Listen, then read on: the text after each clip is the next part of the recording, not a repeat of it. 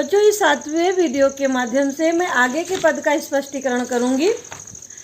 तो सुदामा कृष्ण के यहाँ महीनों तक रहे, खूब उनका आदर सत्कार हुआ, आओ भगत हुआ।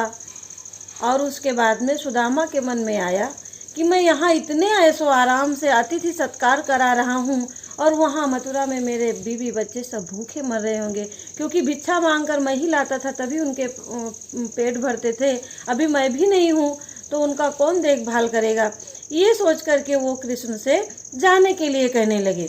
तो कृष्ण भी हाँ बोल दिए कि ठीक है, लेकिन देखो मित्र की जो सच्ची मित्रता होती है वही कृष्ण भगवान ने निभाई, कि अगर आपका मित्र किसी वजह से परेशानी में है तो आपको प्रत्यक्ष मदद नहीं करनी चाहिए, क्योंकि आप प्रत्यक्ष मदद करोगे तो उसके अंदर जो होती ना वो हीन भावना आ जाती है कि आज हमारे मित्र ने हमको ये मदद की है।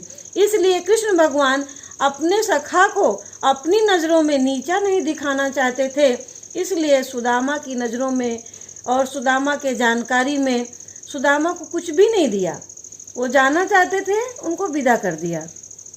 अब जब सुदामा वहाँ से निकले द्वारिका से तो इतना क्रोधित थे कृष्ण भगवान के ऊपर, मन ही मन बहुत खींच रहे थे।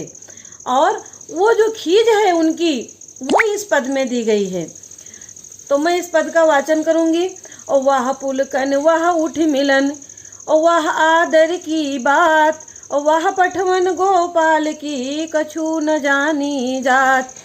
यानी वो जो है वो पुलकित होकर खुशी होकर के जो उनसे मिले, उनका आदर सम्मान किया। और फिर गोपाल ने, कृष्ण भगवान ने उनको आदर सम्मान के साथ विदा भी कर दिया। लेकिन इसके बीच में क्या हुआ उनको कुछ भी पता नहीं चला। और कहाँ भयो जो अब भयो हरि को राज समाज, हौ आवत नाही हो तो वाही पठयो ठेल। वो कृष्ण भगवान को नाराज हो रहे, कहाँ भयो सो अब भयो।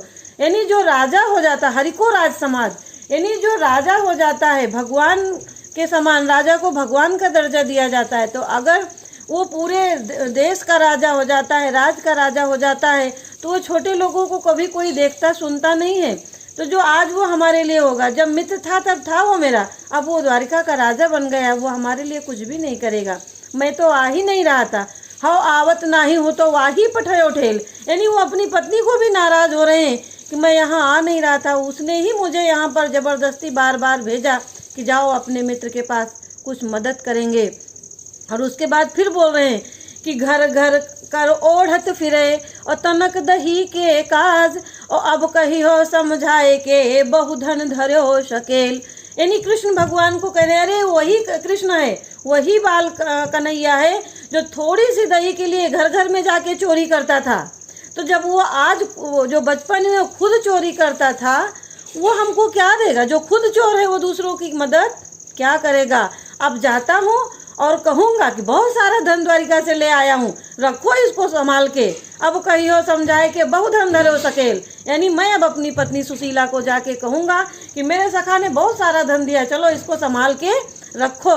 यानी सुदामा इतना खींचे हुए थे कि पूछो ही मत। वो अपनी पत्नी को भी नाराज हो रहे थे और कृष्ण के ऊपर भी नाराज हो रहे थे, और अपने ऊपर भी वो नाराज हो रहे थे कि मैं क्यों अपनी पत्नी के कहने में आ गया और अपने सखा के पास मांगने के लिए आया हूँ। ओके बच्चे।